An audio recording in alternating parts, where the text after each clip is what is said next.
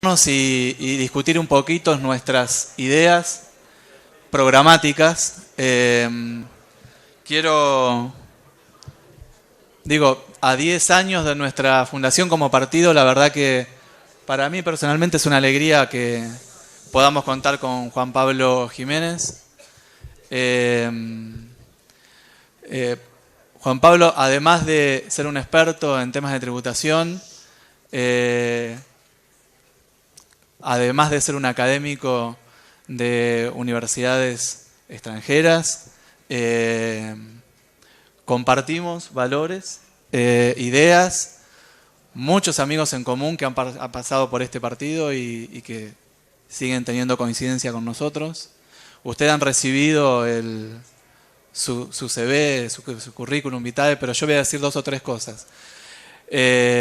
Probablemente es la primera vez que tenemos un conferencista internacional, a pesar de que Juan Pablo es oriundo de Hurlingham y acaba de sacar una foto ahí para no olvidarse que está presente para la vieja, claro.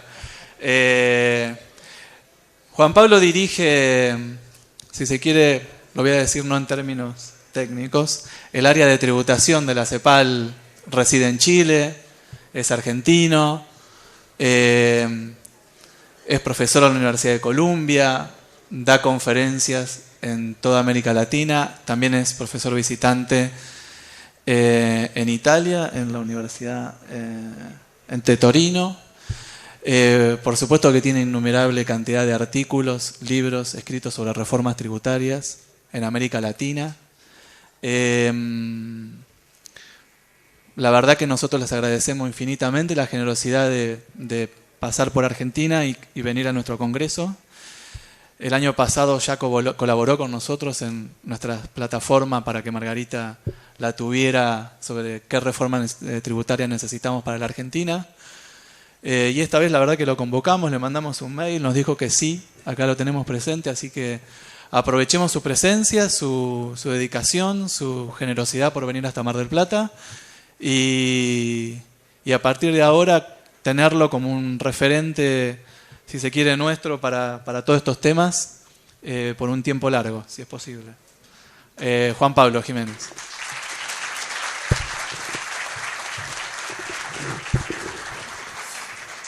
Bueno, muchísimas gracias, Roberto, por la generosa presentación. Muchas gracias, Roberto, por la invitación. Muchas gracias, Margarita, por la invitación y muchas gracias a ustedes por la paciencia. Yo sé que hoy hay competencia desleal, o es ver a los Pumas, ver el dobles o escucharme a mí. Digo, me queda claro dónde estaría yo, pero no quiero incentivar fugas.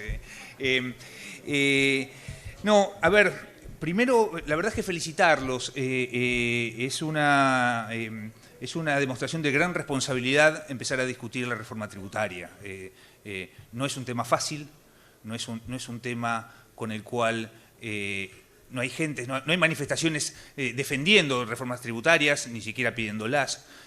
Así que demuestra una gran audacia y una gran responsabilidad. Creo que eso es muy importante. Teniendo en cuenta, sobre todo, que cuando hablamos de reforma tributaria estamos discutiendo el modelo de país, estamos discutiendo qué bienes públicos y cómo los vamos a proveer y cómo los vamos a financiar.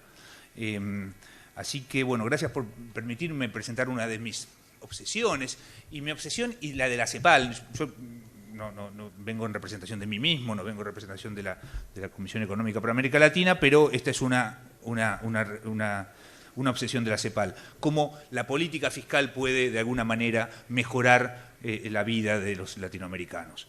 Mi presentación sí, les parece. Se va a organizar. Dos aclaraciones. Con fines expositivos yo voy a centrarme en la política tributaria, y porque aparte de eso fue lo que me pidieron. No obstante, yo creo que no hay que perder de vista que la política tributaria es parte central de la política fiscal y hay que pensarlo en términos integrados, ¿no? es difícil, pensar la política tributaria sin pensar en el gasto y qué se va a proveer es un reduccionismo, con lo cual, con fines expositivos voy a hablar de temas tributarios, no obstante, siempre tengamos en cuenta qué es lo que queremos financiar. Segunda aclaración, mi presentación va a estar basada sobre todo en la experiencia latinoamericana, que es, creo yo, si alguna, mi ventaja comparativa. No obstante, yo creo, y esto espero, darles insumos para el largo debate que se aproxima sobre estos temas en el país. Esa es mi idea. Pero voy a contextualizar. Mi presentación va a ser más de contexto que ir al hueso. Espero que sea útil. Va a estar organizada de la siguiente manera. Déjenme, ¿cuál es la motivación que hay atrás de esta presentación? Uno podría pensar que de manera general la evolución de América Latina se puede caracterizar por dos cosas. Primero, por los vaivenes macroeconómicos, ¿no? Por la incapacidad que tiene la región para tener algún tipo de desarrollo sostenible, para lo que los economistas llamamos la volatilidad macro, digo, que no sé bien si es claro, pero son estos vaivenes, es esta incapacidad que tiene la región de crecer en forma sostenible. Crecemos un año al 10 y al otro año al 0, o al otro año nos caemos. Digo, es este modelo, es este electrocardiograma que uno observa cuando mira el PIB, la evolución del Producto Bruto. Esa es una. La otra tiene que ver fundamentalmente con la alta desigualdad. América Latina, lo vamos a ver, voy a mostrar algunos, voy a ser insistente en ese punto, es la región más desigual del planeta. No solamente en términos de distribución personal del ingreso, sino también en términos de distribución territorial de ese ingreso. O sea, vamos a ver eso un poco. Entonces, ahí es especialmente importante la acción de la política fiscal. Y cuando uno mira los resultados de esa intervención de la política fiscal, lo que se pregunta es, ¿qué ha pasado? ¿En dónde fallamos? Intentaré hablar un poco de eso y comentarle qué es lo que yo opino. Y centrarme en las limitaciones que tienen los sistemas tributarios en América Latina para poder enfrentar esos desafíos. Y voy a terminar un poco mirando algunas reformas, qué están haciendo los países, agrupando un poco las reformas de la última década en América Latina y los desafíos pendientes. Espero que eso les... Bueno, si se aburren, cambio de tema y hablamos de otra cosa, pero espero que eso entretenerlos con eso. Bueno, a ver, soy economista, es otra de las cosas que compartimos con el pobre Roberto. Digo, entonces voy a presentar gráficos, que no necesariamente son muy gráficos, con lo cual les pido que no se mareen y les cuento un poquito qué es cada cosa. En realidad lo que uno ve acá es las altas variaciones, estas barras largas que tenemos ahí, mientras más larga, más variaciones hay en el crecimiento del producto. Como ustedes verán, América Latina, yo no sé si se ve, bueno, América Latina es entre las regiones, es la barra violeta más clarita, lila, gracias.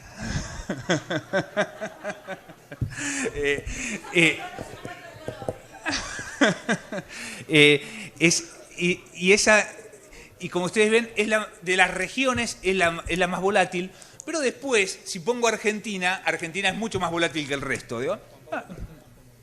Bueno. Sí. Entonces, ustedes pueden mirar los gráficos o pueden creerme a mí. América Latina, la región más volátil del planeta, y en ese mundo Argentina lo es también. Argentina tiene la incapacidad y la dificultad de alcanzar crecimiento sostenible. ¿No? Vamos a la siguiente. Por el lado de la desigualdad, este gráfico tiene dos caras. Por un lado, acá mido la desigualdad con lo que se llama el coeficiente de Gini. Ustedes habrán escuchado hablar. En realidad es un índice de concentración. Mientras más alto el coeficiente de Gini, más desigual es un país. Y lo que uno ve es a la derecha, es que América Latina mejoró mucho mejoró su distribución de ingresos. En los últimos 10 años ha tenido una mejora en su coeficiente de desigualdad, o sea, es más igualitaria con lo que era anteriormente, pero aún así, y esto lo podemos ver a la izquierda, sigue siendo la región más desigual del planeta. El coeficiente de Gini de América Latina, que es la primera barra, es el más alto. Entonces, más allá de la mejora de los últimos años, y que tiene que ver, y que es totalmente contra lo que ha pasado en el resto del mundo. En el resto del mundo, la desigualdad, y ustedes habrán escuchado hablar de Piketty, habrán escuchado hablar de toda esta discusión sobre la desigualdad en el mundo, la desigualdad ha aumentado. En América Latina, en los últimos, por lo menos hasta el año 2013-2014, la desigualdad mejoró, la desigualdad bajó. Pero aún así, seguimos siendo campeones del mundo, lo cual nos da tarea siguiente lámina. ¿De qué hablamos cuando hablamos de desigualdad? Muchas veces hablamos de desigualdad. La verdad es que en la región la característica central de la desigualdad es que hay mucho dinero en pocas manos. O sea, si hay algo que la desigualdad caracteriza la desigualdad latinoamericana es la concentración del ingreso.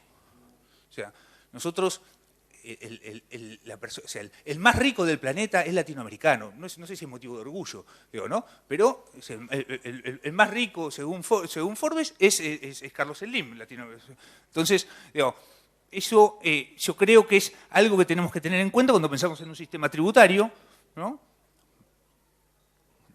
En términos de que hay un rol para los impuestos que tienen como principio la capacidad de pago. ¿A qué me refiero con eso? Que pague más el que más tiene. Digo. No alcanza, hay una vieja discusión que es cómo se hace política redistributiva desde la política fiscal. Y entonces la discusión es, ¿la hacemos a través del gasto o a través de los... Es una discusión. Y en los 90, el consenso de los organismos era hagámosla a través del gasto. No importa que recaudemos, no importa, un peso es igual a un peso, ¿no? No importa, lo recaudamos del IVA, lo recaudamos de ganancias, lo recaudamos de regalías. Lo que importa es el gasto, este era el consenso. Este nivel de desigualdad y esta característica de alta concentración hace que sea importante y que nos deberíamos preocupar por el rol del sistema tributario, por la capacidad de pago. Contaba él, digo, muchas veces, ¿no? A veces esto me recuerda, ¿no? a esta vieja anécdota, ¿no? del arquero que se comía muchos goles. Un momento el director técnico lo llamó en un entrenamiento, preocupado, le dice, yo no te pido que todas las pelotas que van al arco las atajes, pero las que van afuera no las metas adentro. Y esto es lo mismo que uno le pide al sistema tributario, dice, por lo menos, ¿no? que no sea regresivo, ya ni siquiera que sea progresivo, porque no juegue en contra de lo que está haciendo el sistema fiscal por el lado del gasto. De eso se trata un poquito esta charlita. Esto también, próxima lámina.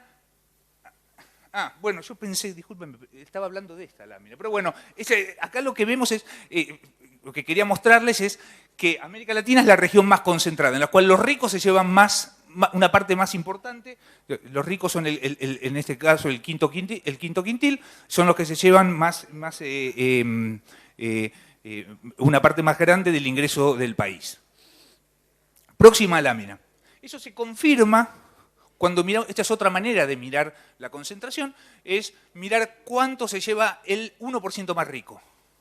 En América Latina se lleva bastante más del 10%, y en varios países de la región se lleva mucho más que lo que es... Acuérdense ustedes que cuando Piketty hablaba del problema del top income, de cuánto se lleva el 1%, ¿no? el grave problema de la alta concentración del ingreso, tomaba Estados Unidos como el caso menos virtuoso. La mayoría de los países de la región están arriba de Estados Unidos. Argentina, en este caso, está alrededor del 16%, se lleva el 1% más rico, el 16% del total del ingreso del país. Este número es un número relativamente... Es el último cálculo que hay con datos tributarios yo no quiero complicar la vida, pero a ver, la nueva onda en términos de cálculo de desigualdad es usar datos tributarios en vez de usar datos de encuesta. El dato habitual que ustedes ven cuando alguien habla del coeficiente de Gini, mejoró, empeoró, es datos de encuesta de hogares. Viene un encuestador y pregunta en la familia cuánto es el ingreso de la familia. Hay claramente un sesgo a la subdeclaración. Digo, los ricos declaran poco, o sea, es más, en algunos lugares ni lo atienden. Entonces, ese cálculo habitual de concentración de ingresos, que es el cálculo tradicional, lo que se supone es que está altamente subestimada la parte más rica, la parte alta, la parte más rica. Entonces, hay toda una nueva metodología que es usar datos tributarios, ¿no? Entonces, con eso que es medio incipiente, pero eso permite tener un mejor cálculo de la desigualdad. Con esa fuente se hizo este gráfico. Y que confirma lo que ya veíamos, esa concentración que veíamos antes. Otra dimensión, otra dimensión de la desigualdad que es interesante es, antes miramos ingreso, es cuánto recibe alguien por su ingreso anual. La otra manera de mirar, que es lo que Roberto, economista, llamaría una variable flujo, ¿no?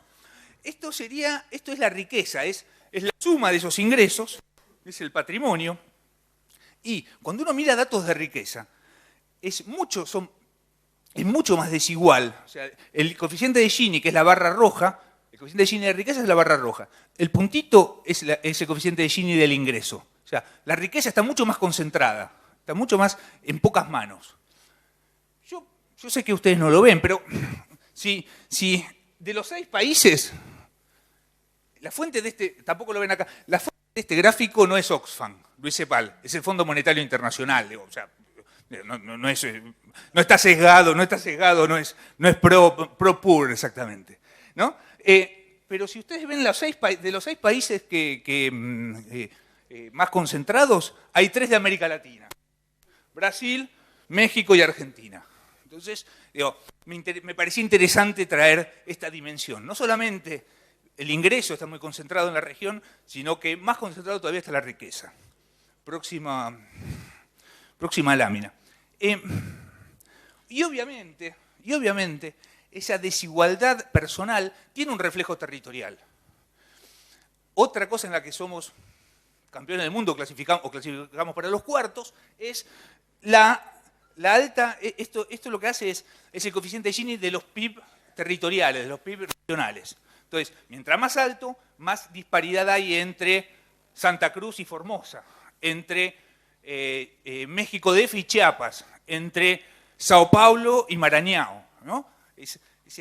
La desigualdad tiene una cara territorial. Y eso, en términos de política fiscal, en términos de federalismo fiscal, le pone un límite a algunos ejercicios y nos da tarea en otros. ¿A qué le pone el límite?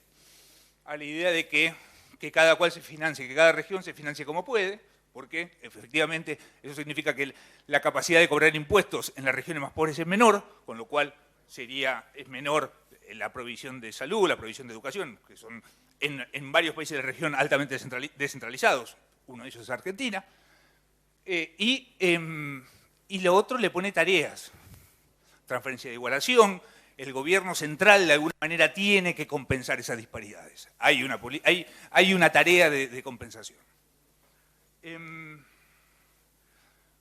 Próxima lámina. ¿Por qué la política tributaria ha tenido limitaciones? ¿Por qué este estado de situación? Bueno, a mí déjenme yo agrupar en tres grupos, valga la redundancia, las razones por las cuales la política tributaria tiene límites en América Latina. La primera tiene que ver con una baja y volátil carga tributaria. Lo primero que tenemos que pensar es, estoy hablando del promedio de la región.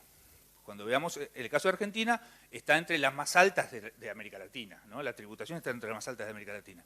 Pero baja en términos, América Latina es baja cuando se compara con otras regiones del mundo, la mitad está alrededor del 18%. 18%, la presión tributaria se mide es cuánto se recauda, ¿no? En el mundo desarrollado está alrededor de 35, 40. En América Latina el promedio es de 18. ¿No? Pero el tema es no solamente ese, sino que es baja cuando uno compara contra la demanda de gasto. Y a ver si puedo pasar de lámina. Fíjense ustedes este gráfico, que no sé si se ven los colores, pero fundamentalmente lo que significa es que, salvo un año, ¿así?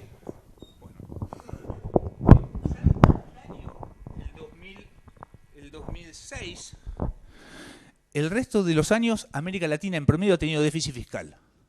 O sea, eso puede significar muchas cosas. No, nosotros, más allá de que soy bastante fiscalista, digo, o sea, creo que el déficit es a veces es importante. No es necesario tener superávit o balance equilibrado, pero lo que significa, en todo caso, es que los recursos tributarios no alcanzan para financiar lo que queremos financiar.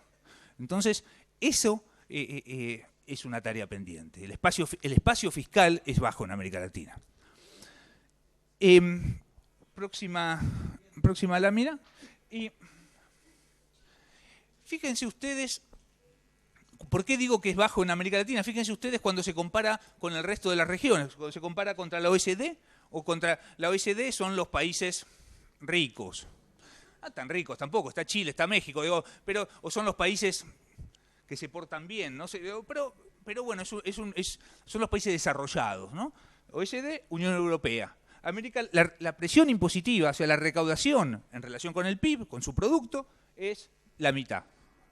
Pero no solo eso, el nivel es bajo, pero fíjense ustedes la estructura.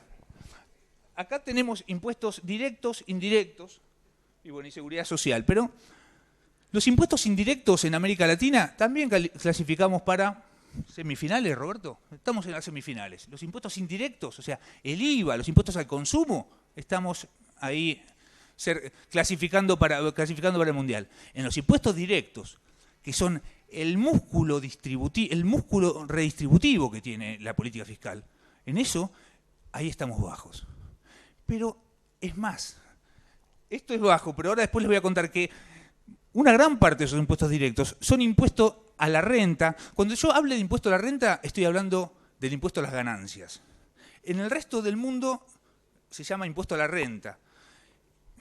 Yo digo, por ahí es un tema importante porque cuando se discute, salario no es ganancia, ¿no? Es un impuesto a la renta. Es un impuesto, es más, en inglés es income tax, es un impuesto a los ingresos. O sea, tanto a los ingresos salariales como a los ingresos de capital.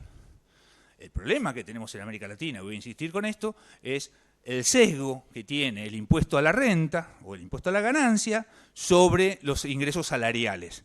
Eso debilita aún más, atrofia aún más el músculo redistributivo. Pero antes de eso, le digo, impuesto a la renta tiene impuesto a la renta sobre empresas, impuesto a la renta sobre personas. En América Latina es mucho más alto el impuesto sobre sociedades, el impuesto sobre empresas. Voy a volver a eso en un par de láminas, no me apuro.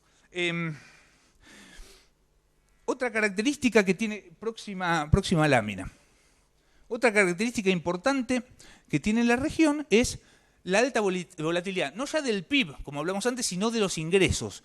O sea, si algo le pide uno al sistema tributario, al financiamiento, como el salario de uno, ¿no?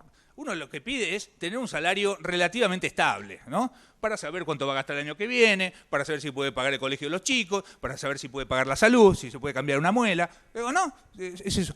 En América Latina la volatilidad es muy alta y eso, créanme, sabemos quién lo paga, afecta a los que menos tienen, afecta a los más vulnerables, afecta al gasto social, afecta a la infraestructura, ¿no? Entonces, eso tiene alto costo. O sea, entonces, América Latina es altamente volátil sus ingresos tributarios. ¿Por qué eso? Fundamentalmente porque la base imponible es el consumo, que en América Latina es más variable que el PIB. Y eso tiene que ver con la volatilidad que mostré antes, y por otro lado con los recursos naturales.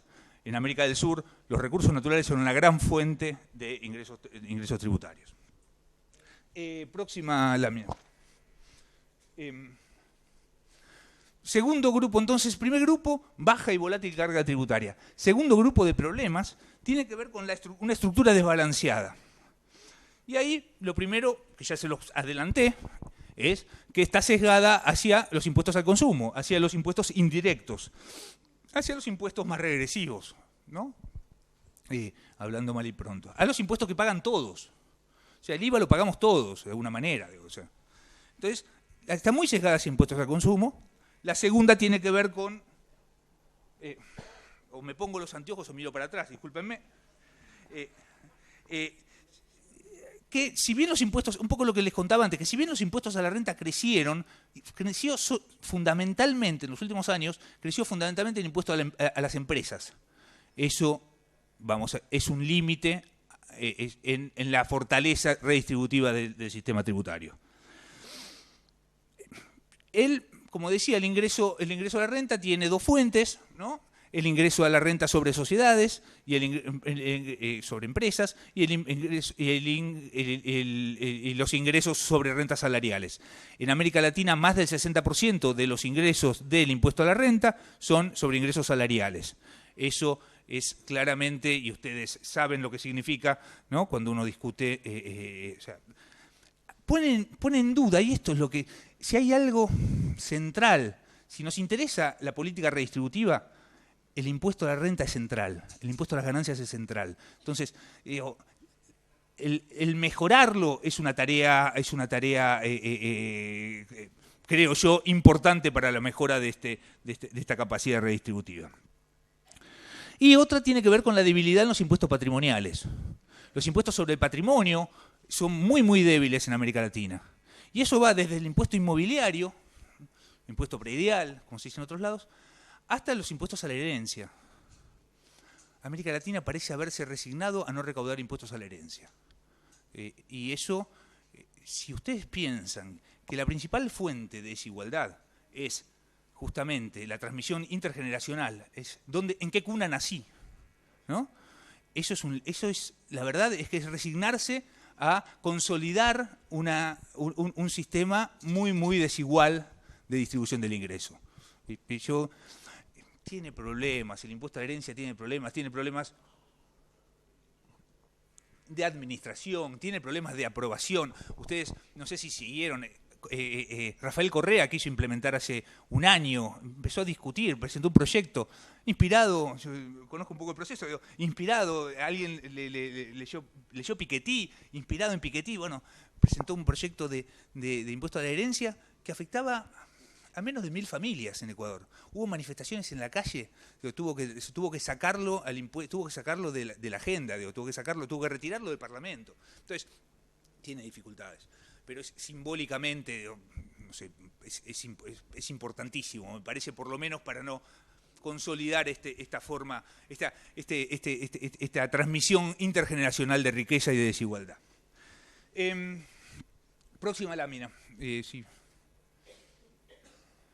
Bueno, un poco, esta desviación que tenemos economistas, yo creo que estamos tan cuestionados los economistas que si no mostramos un gráfico y números tenemos miedo de que no nos crean. Bueno, esto es un poco lo que quiero mostrar es, si efectivamente el impuesto de renta creció en América Latina, casi se duplicó cuando uno compara contra 1990-94, lo cual es una buena noticia, pero fundamentalmente fue en el impuesto a la renta sobre sociedades, sobre empresas.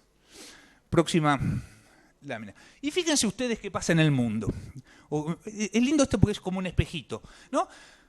América Latina, del 100% del impuesto a la renta, 30% es impuesto a la renta sobre personas, 70% de impuesto a la renta sobre empresas. ¿Por qué insisto?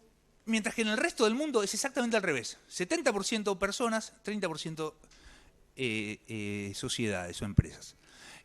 ¿Por qué insisto en que eso debilita el músculo redistributivo? Bueno, fundamentalmente el impuesto a la renta sobre sociedades es el menos directo de los impuestos directos.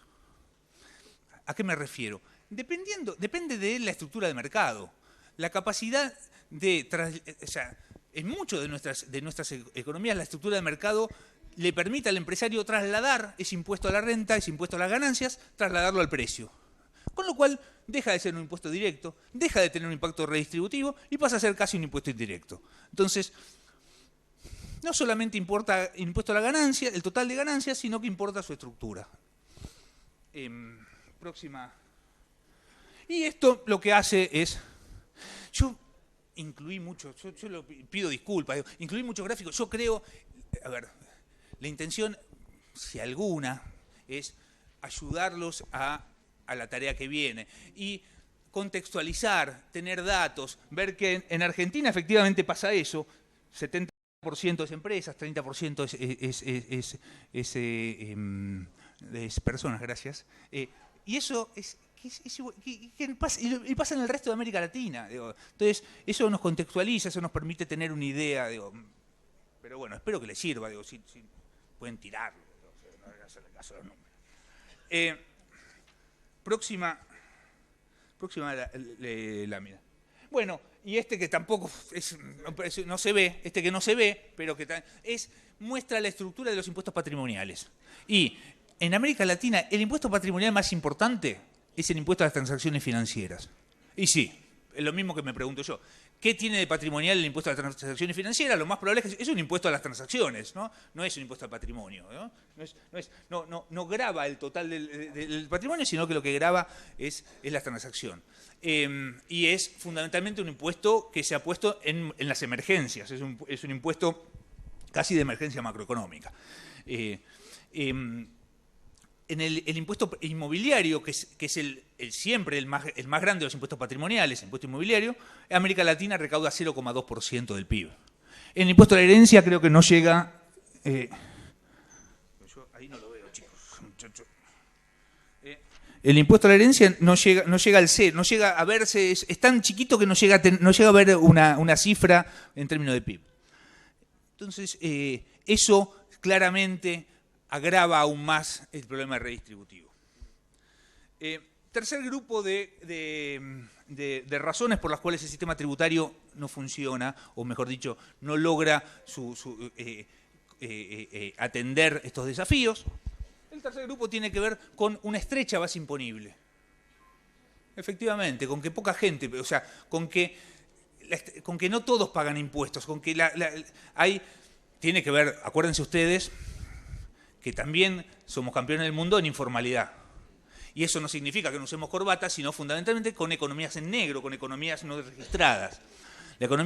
Una manera de medir la economía no registrada es que no paga impuestos, ¿no?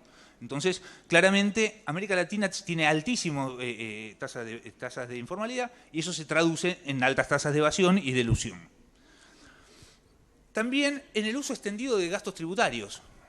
Una manera bastante básica de hacer política presupuestaria es no cobrar impuestos y gastar, sino dejar de cobrar impuestos en algún sector, ¿no? En América Latina está muy extendido los regímenes de exenciones, los regímenes de deducciones. Eso hace que las bases imponibles, en muchos casos, sean una especie de queso gruyère, con agujeros, ¿no?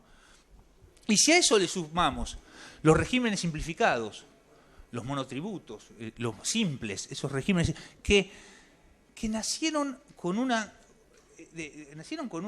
idea muy loable, que es como, ¿te acuerdas de Taki? No sé, soy muy viejo, ¿te acuerdas? Secretario de Ingresos Públicos en Argentina, él hablaba de un puente de plata. El monotributo era un puente de plata, era la manera que tenía el informal de formalizarse.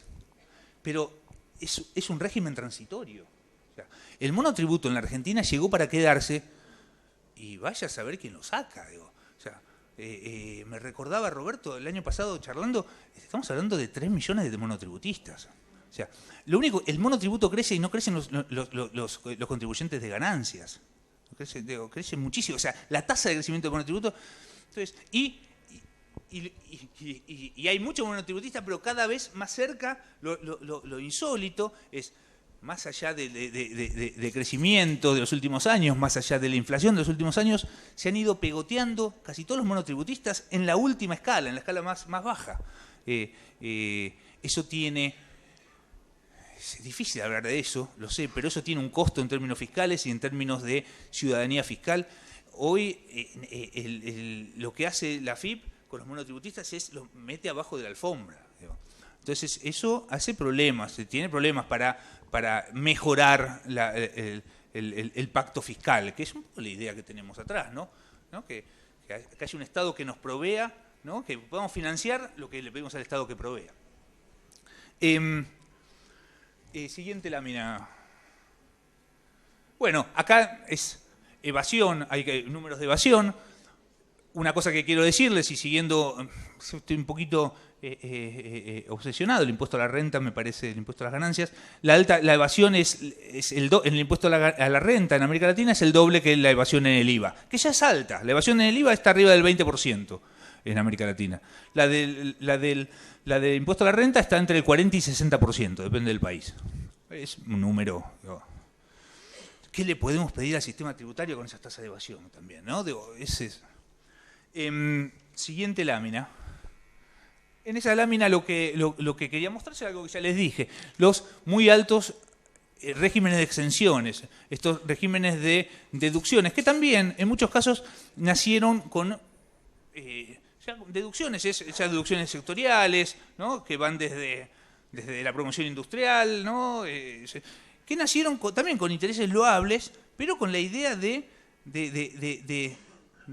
acunar, de dejar de hacer desarrollar a un sector, de hacer desarrollar, pero no de quedarse 40 años. Un régimen de exenciones tributarias de 40 años hay que por lo menos revisarlo. Y se han ido juntando en la región como capas sedimentarias. Entonces, hoy una revisión de esos regímenes de exenciones sería bastante razonable y permitiría de alguna manera mejorar el impacto macro y distributivo de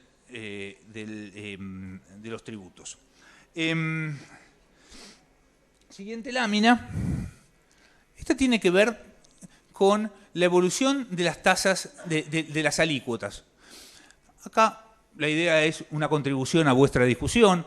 Acá lo que hacemos es cómo han ido evolucionando las alícuotas mínimas y máximas del impuesto a las ganancias. Ustedes eso están en pleno debate, les sirve ver qué pasa en el resto de la región, y fundamentalmente lo que se ve es que la tendencia ha sido a una caída de la tasa máxima, de la tasa sobre los más ricos, y un aumento de la tasa mínima, ¿no? Y eso tiene razones, pero claramente también debilita al impuesto a la renta y a la capacidad redistributiva del sistema. Próxima lámina. A mí esta me parece interesante, pero digo por lo siguiente. Acá lo que miramos es, en cada región del planeta, qué PIB per cápita, o sea, qué ingreso, medido en PIB per cápita, qué ingreso tributa la alícuota mínima y la alícuota máxima. O sea, algo parecido al mínimo no imponible, ¿no? Eso, ¿no? Entonces, ¿a partir de cuándo empieza a imponer? Y fíjense ustedes que en América Latina se empieza a imponer alrededor de casi un punto 7 del PIB. No nos dice mucho, pero comparemos con el resto, con qué pasa en el resto en el mundo desarrollado. En Europa Occidental se empieza a grabar a partir de 0,3 del PIB. En Estados Unidos y Canadá a partir de 0,6.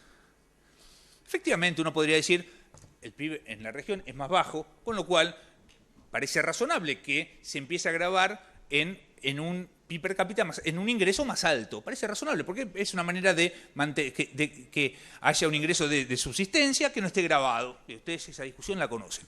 Pero más grave o más llamativo, es la segunda columna, que nos dice a partir de qué ingreso empiezo a pagar la tasa máxima. Y fíjense ustedes que en América Latina se empieza a pagar a partir de 7 veces del PIB, mientras que en Europa Occidental es a partir de 3 veces del PIB, a partir de en Estados Unidos. O sea, los valores nosotros empezamos a pagar en en una parte mucho más alta, en unos ingresos, la tasa máxima se empieza a pagar en tasas mucho más altas que en, vuelvo a decir, esto es América Latina. Después les voy a dejar, país por país, como un insumo a vuestra futuro debate. La próxima lámina muestra exactamente eso, muestra en los países, país por país, a partir de qué ingreso empieza a gravar la tasa mínima, el mínimo no imponible, y a partir de qué ingreso empieza a gravar la tasa máxima. O sea, el promedio esconde importantes diferencias, ¿no? Voy a pasar el próximo tema. ¿Cómo estamos de ella? Gracias, poquito tiempo, gracias. Una cosa que quiero mostrar es el débil músculo, mostrarles algunos números de esto que tanto hablé del débil músculo distributivo de la región. El impacto distributivo de la política fiscal es bajo y ha sido llevado fundamentalmente a partir del gasto, mucho menos a partir de los ingresos. Próxima lámina. ¿Cómo los ingresos podrían mejorar el impacto distributivo? Y a partir del nivel, o sea, mientras más recaudo, más gasto social puedo financiar, y a partir de la estructura, más impuestos a la renta personal, más impuestos patrimoniales, me mejorarían la distribución del ingreso. Próxima lámina. ¿Qué ha pasado en América Latina? No, próxima. Fíjense ustedes, este gráfico lo que hace es muestra el coeficiente de Gini antes de la intervención pública, o sea, cuán desigual era la región, es un país antes de la intervención pública, y cuán desigual es después de la intervención pública, después de recaudación de impuestos y de gasto. Fíjense, en la OECD, la Unión Europea y América Latina comparten su punto de origen. Es más o menos el Gini está alrededor de 0,5, 0,47, 0,49. O sea, la desigualdad previa a la política fiscal, a la política de ingresos y de gastos, más o menos parecida. Pero lo llamativo es, fíjense qué pasa después. América Latina, después de la intervención pública, mejora solamente 3 puntos su Gini. Mientras que la Unión Europea mejora 19 puntos y la OECD mejora 17. O sea, bueno, una manera de graficar esto que les estuve dando vueltas, que es el muy bajo impacto distributivo de la política fiscal, de la política pública. Siguiente lámina. Y reforzando lo que charlamos antes, la mejora, esto es las barras es cuánto mejor, mientras más alta la barra es que más ha mejorado, más ha bajado la desigualdad. Y cómo cada herramienta que tiene el sector público participa en esa mejora. Fíjense ustedes, la barra azul y la barra roja es el gasto. La barra verde son los impuestos. O sea, la capacidad de mejora de la distribución es mucho menor por el lado de los ingresos.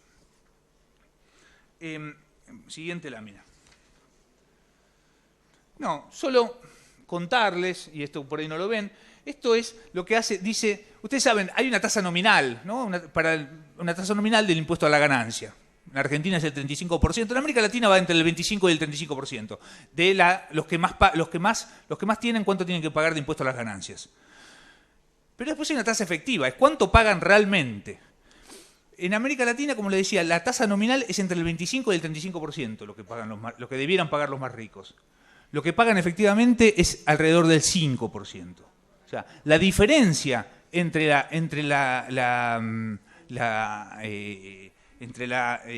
tasa efectiva y la tasa nominal es muy, muy alta. Y ahí hay un terreno que va desde las exenciones, desde las deducciones, desde el tratamiento diferenciado del capital.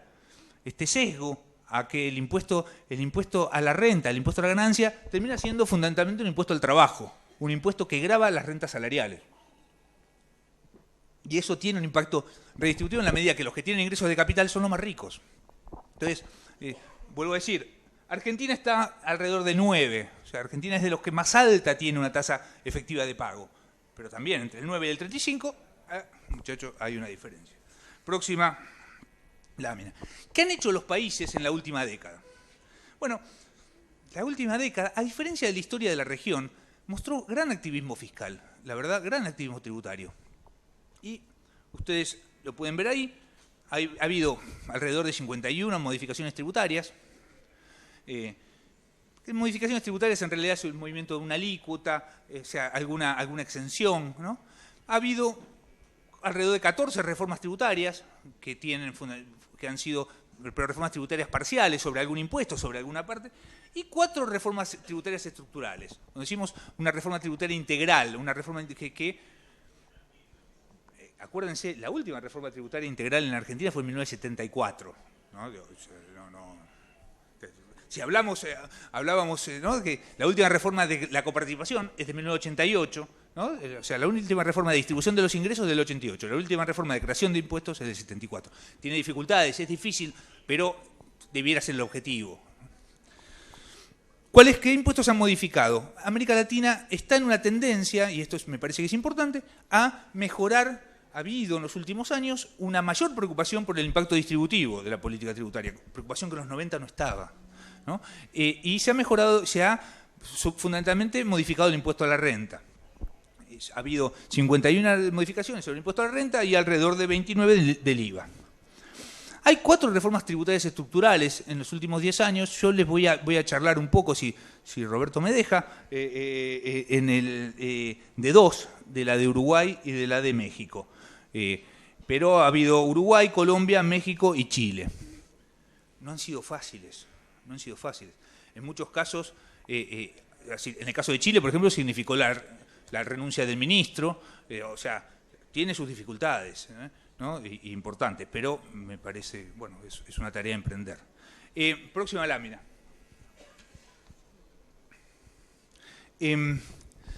Bueno, los antecedentes de la reforma tributaria de Uruguay quizá lo conocen, pero en el año 2006 gana el Frente Amplio y uno de los principales problemas que tenía Uruguay es que no tenía impuesto a la renta.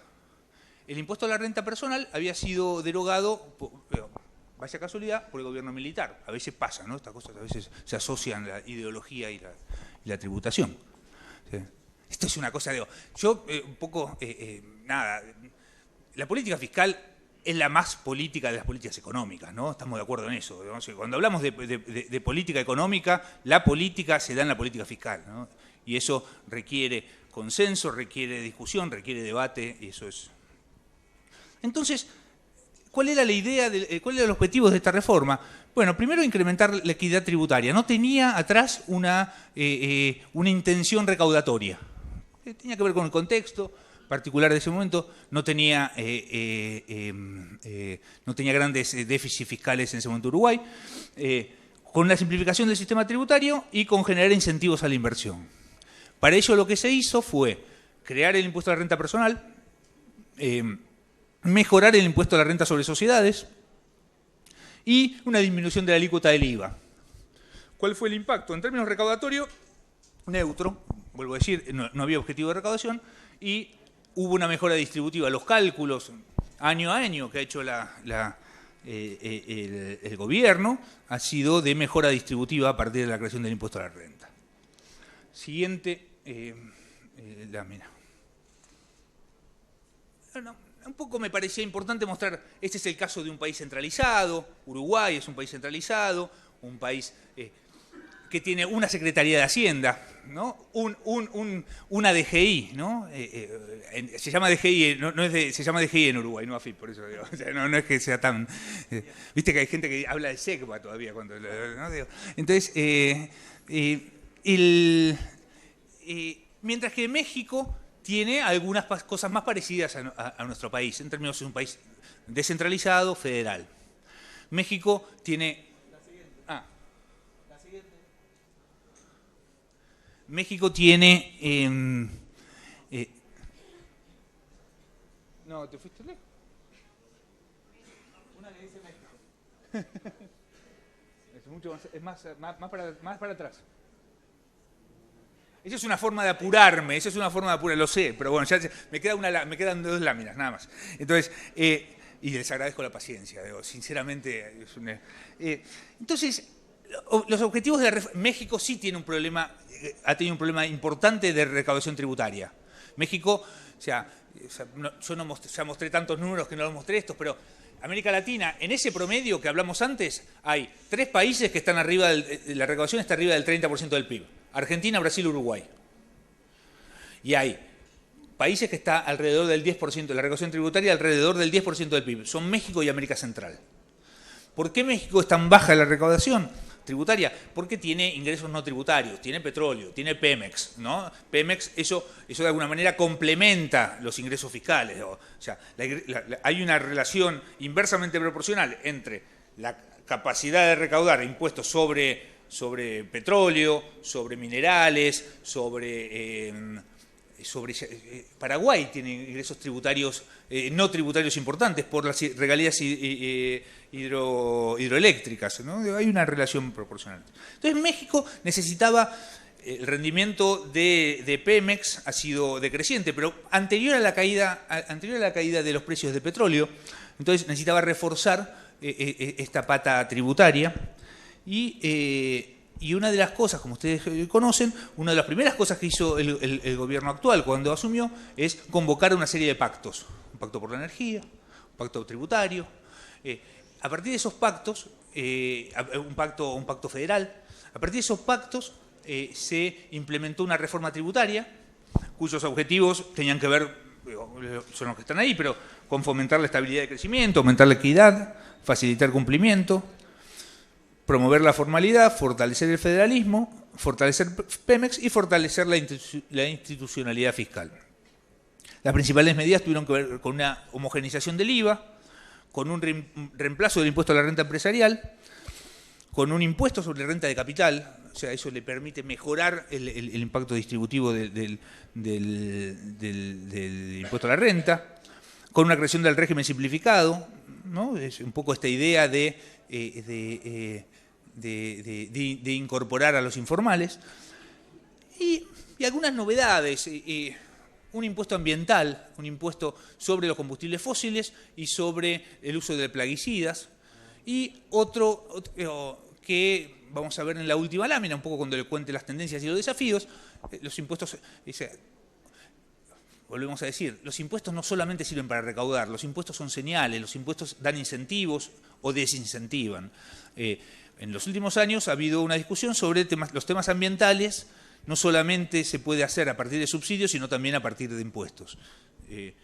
Y después un impuesto al consumo de bebidas saborizadas y alimentos altos en calorías. También, o sea, los impuestos se meten en todo, se meten hasta en la cocina y en la mesa.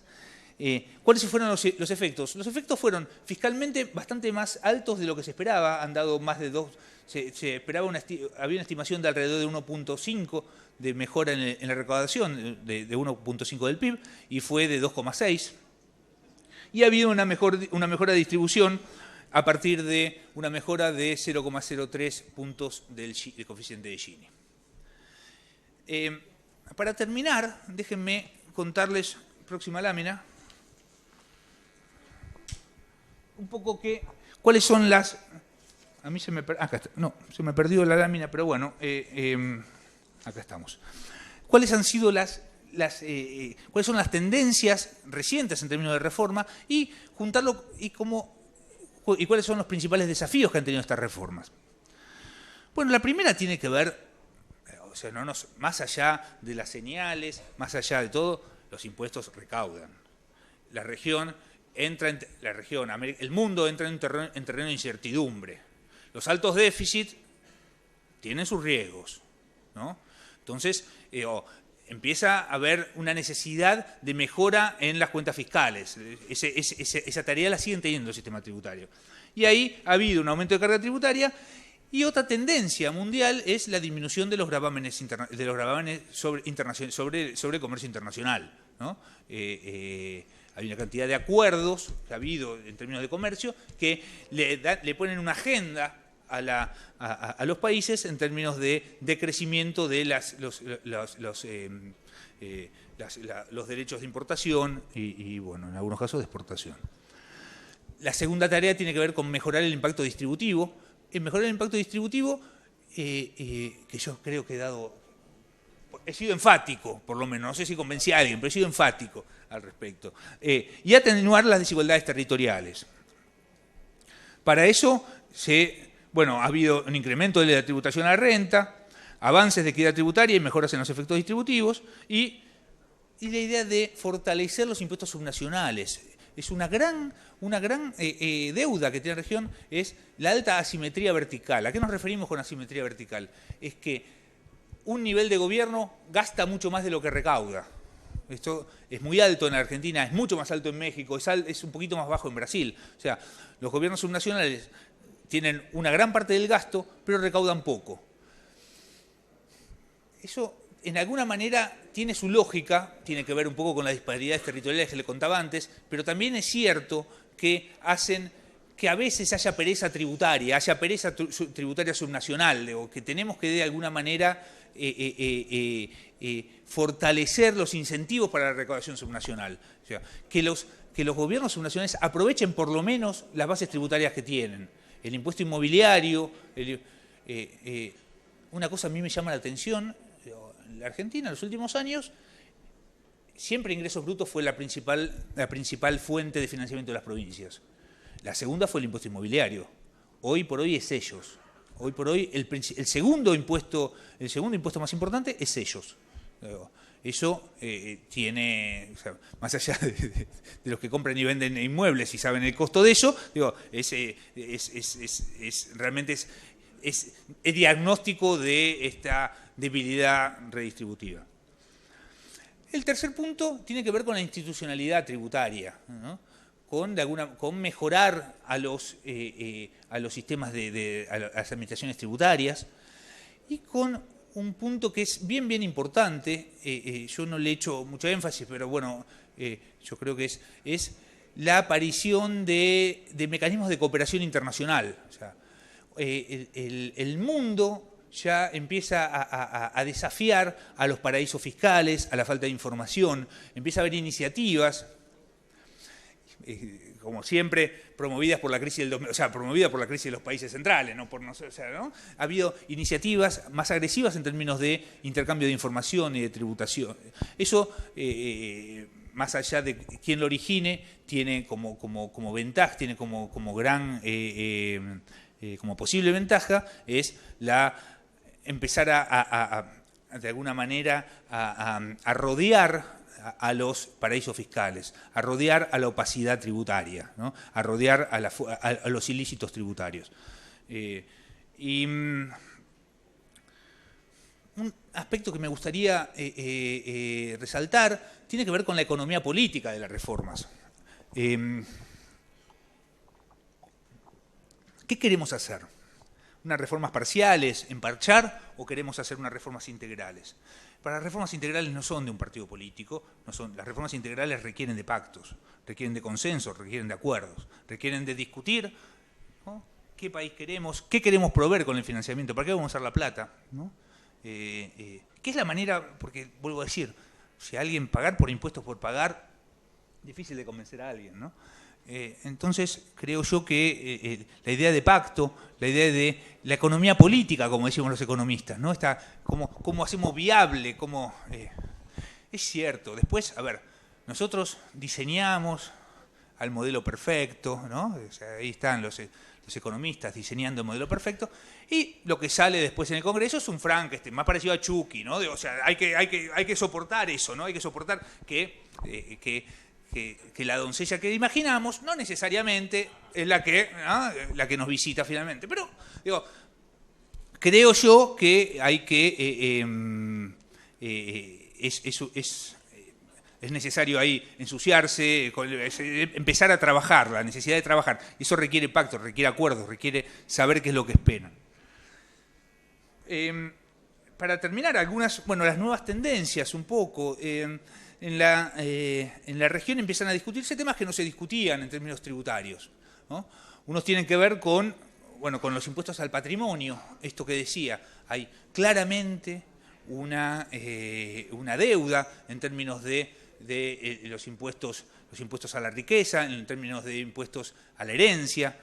Empieza a discutirse cosas que antes era más difícil discutir.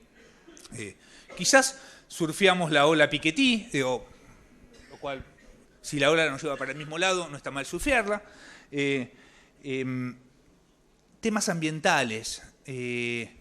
Aparecen los impuestos verdes, aparece la necesidad de alguna manera, o sea, primero, ahí hay todo un puntito que quería hacer, digo, sé que eso van a charlar mucho más después ustedes, pero nosotros en CEPAL venimos discutiendo temas de los impuestos ambientales, y los impuestos ambientales en los países europeos son fundamentalmente impuestos al consumo. Lo que hacemos es, de alguna manera, tratar de desincentivar los consumos contaminantes, ¿no? Puesto al uso de combustibles fósiles. El problema en la región, o el desafío, es que una política ambiental claramente interpretada interpela la matriz productiva. Nosotros tenemos una matriz productiva altamente contaminante. O sea, no alcanza solamente con los impuestos al consumo. Hay que discutir los impuestos a la producción. Hay que discutir las regalías, no solamente el impuesto al consumo de combustible. Entonces, ahí creo que ese es un desafío que la región puede o no asumir, pero que ya no requiere que sentemos a los ministros a los secretarios de Medio Ambiente, sino que sentemos a los ministros de Economía y a los ministros de Producción a discutir la posibilidad de mejorar y descontaminar la matriz productiva de la región. Yo esto es lo que le quería decir, les pido mil disculpas, espero que esto no, bueno, espero que no nos hayamos perdido grandes partidos, les agradezco muchísimo y los felicito por estar discutiendo estas cosas. Muchas gracias.